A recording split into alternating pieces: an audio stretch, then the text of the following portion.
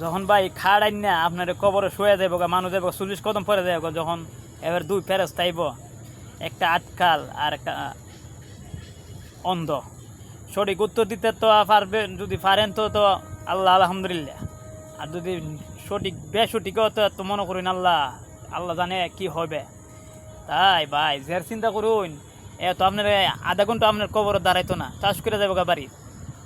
খাল লাগি তো কত করতেছুন এই দ্বন্দ্বলত, আপনি দ্বন্দ্বলত এক করতে পারেন, জুড়াইছেন ছেলে মেয়েরা অধিকার আছে দিবারে, কিন্তু দেন সন্তানরা দেন, কিন্তু আল্লাহ তখন আপনার অত দ্বন্দ্বলত দিচ্ছে, কিন্তু আপনি আল্লাহ রাস্তা দান করুন না কেন? একজন ফকিরটা দান করুন, মসজিদও দান করুন, যেমন একটা দেখবেন ভাঙ্গা মসজিদ, ওই মসজিদ দান করুন। একজন গরিব মানুষ চলতারে না, ওরে দান করুন। যেমন একটা মহিলা গরিব ঘরের মায়া বিয়া দিতে না, অনেক কষ্ট আছে, হ্যাঁ, ওই মায়েরারে বিয়া দিয়া দেন টাকা দিয়া, এর থেকে সব কামাইবেন। জীবনে যদি কোনো পাপ করে দেন, কোনো ভুল করে দেন, ওইটা দিয়া আপনি অনেক কিছু করতে পারবেন। একজন উপকার যদি করেন, একজন মেয়ে যদি গরিব মায়ের যদি অসহায় মেয়ের বিয়া দিয়ে দিতে পারেন, এটা আপনার একটা অসর হবে। আপনি তো মক্কা মদিনায় গিয়ে হজ করবেন, এটার থেকে বড় অসব এটা। আপনি যদি একটা গরিব ঘরের মায়া অসুস্থ কি সুস্থ বিয়া দিতে পারে না, হ্যাঁ, দু তিনটা মায়া আডক, ওই মায়াদের যদি আপনি বিয়া দিতে পারেন ভালো একটা ছেলের দ্বারে, ইনশাল্লাহ আপনার 30 ডবের হবে, সব হইব।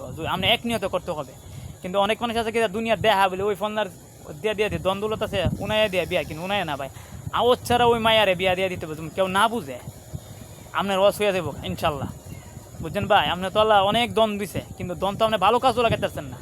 আপনি ছেলে দিয়েছেন, ছেলের একটা মোটর সাইকেল কিনে দিয়েছেন, ছেলে মোটর সাইকেল চালা।